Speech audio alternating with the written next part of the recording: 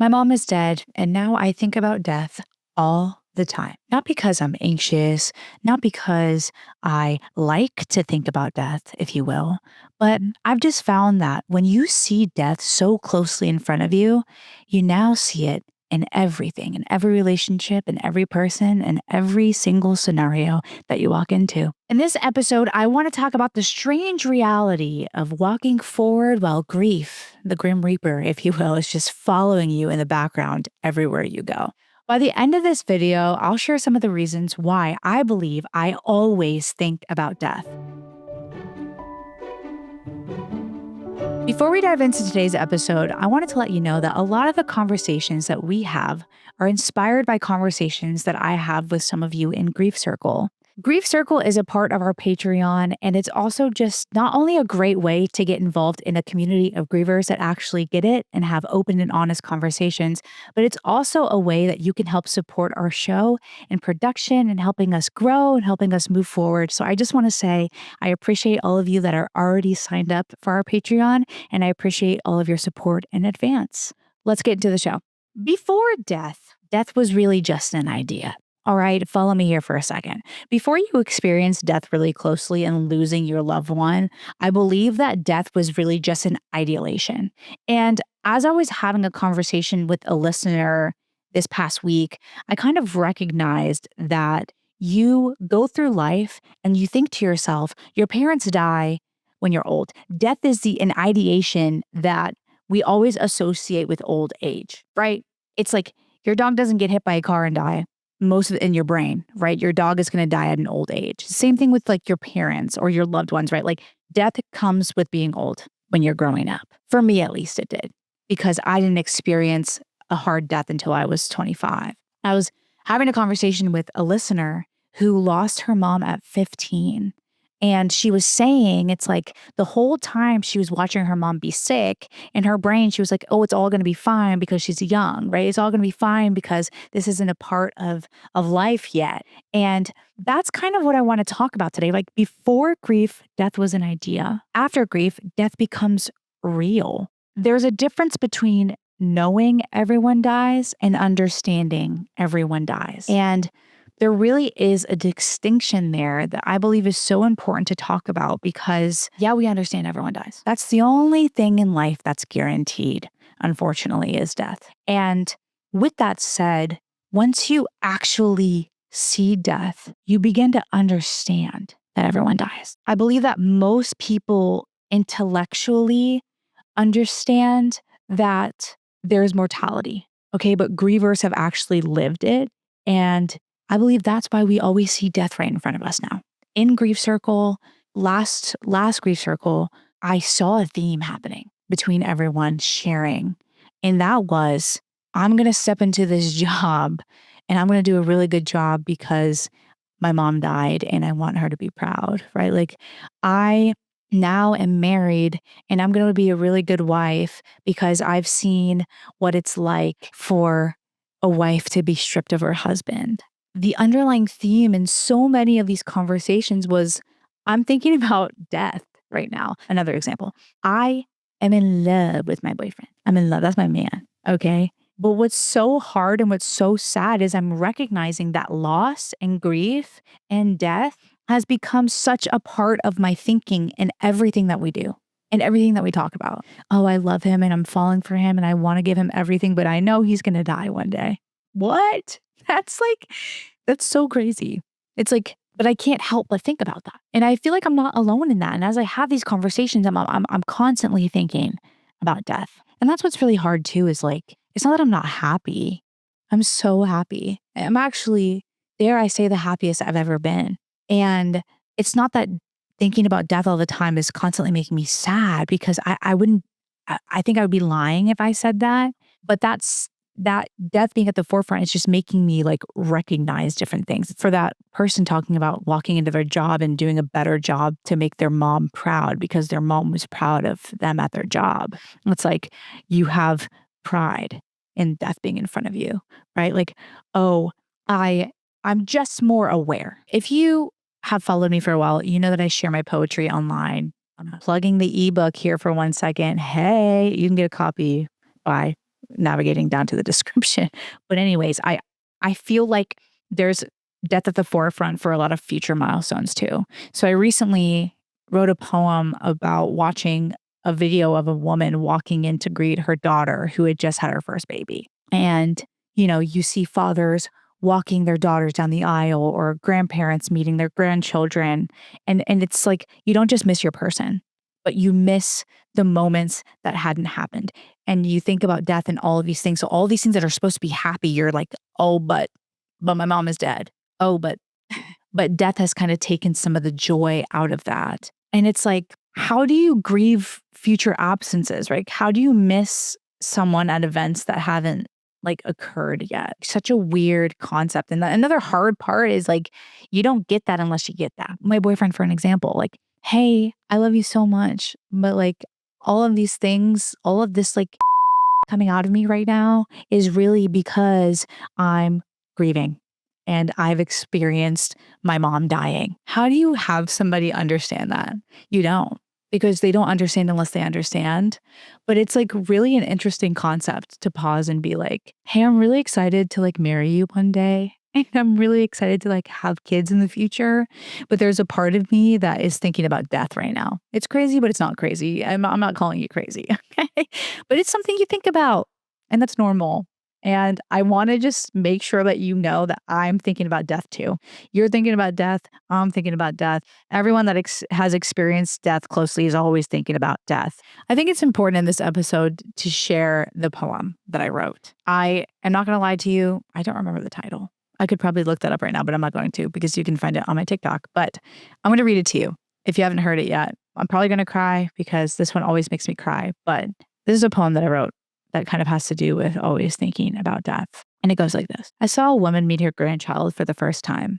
Nothing remarkable, just a hospital room, tired parents, a baby wrapped in a blanket, and a mother, someone's mother, standing in the doorway with tears already in her eyes. And suddenly I could not breathe because grief is strange. It waits patiently through entire days, then it appears in places that have nothing to do with death.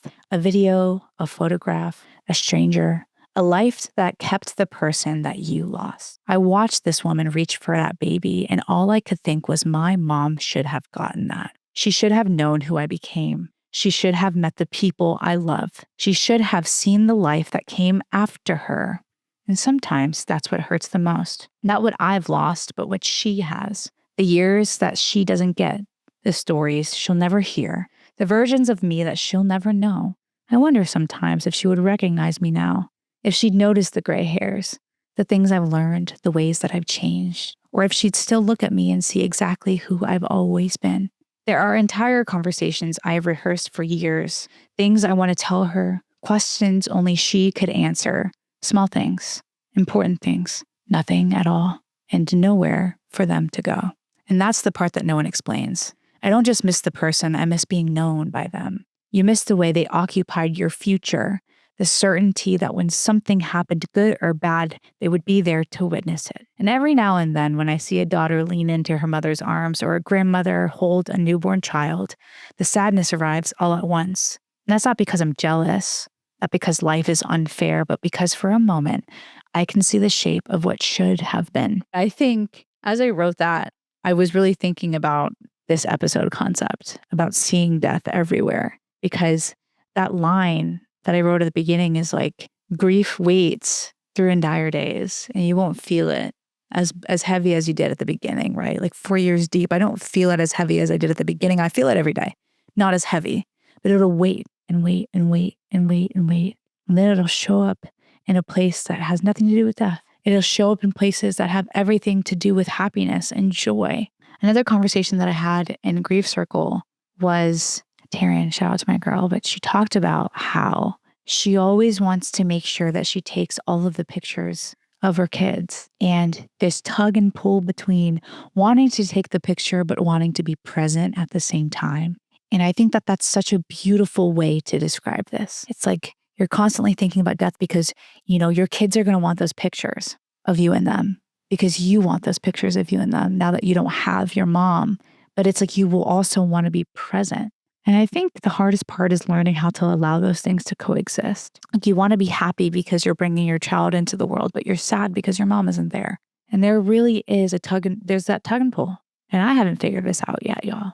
So if you have, comment down below what you've been doing, because I think that it's just moments of trying to figure it out and letting some moments be one thing and some moments be another. But it's a hard thing. So now I want to talk about how I've kind of processed this.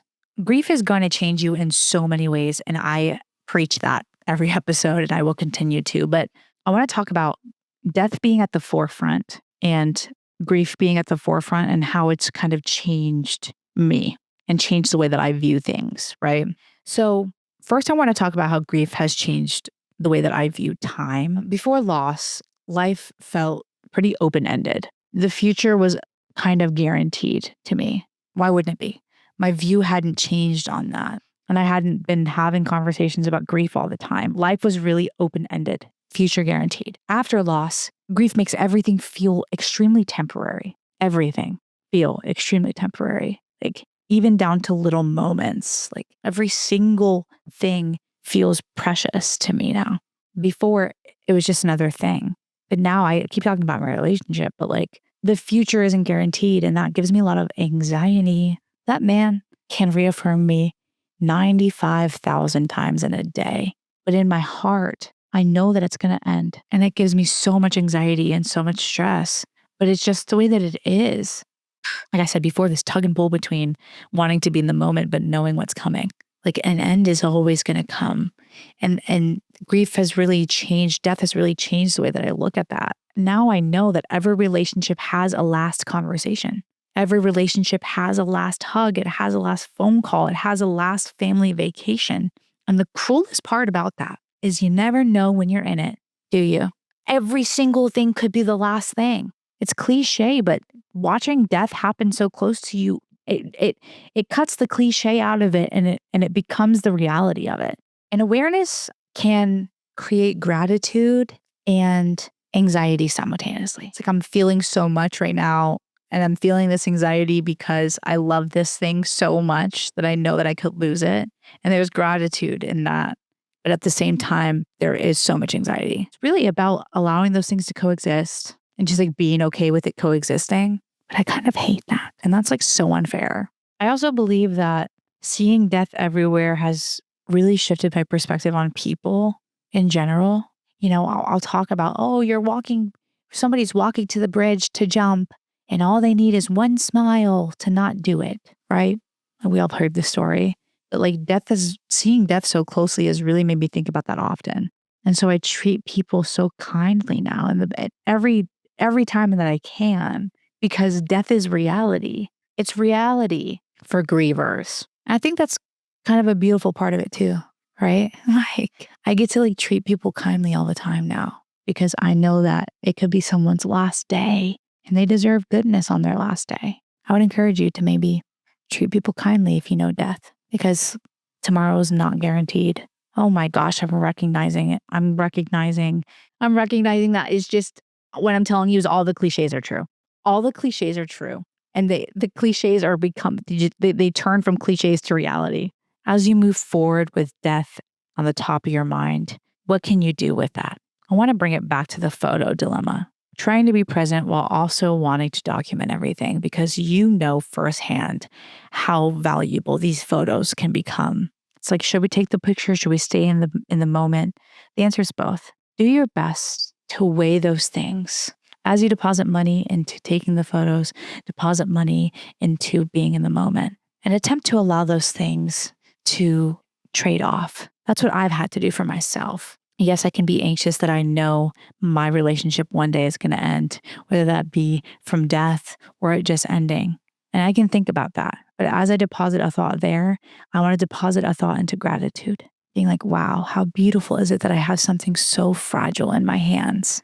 And what can I do with this day to make sure that I show gratitude for that? And I be present in it.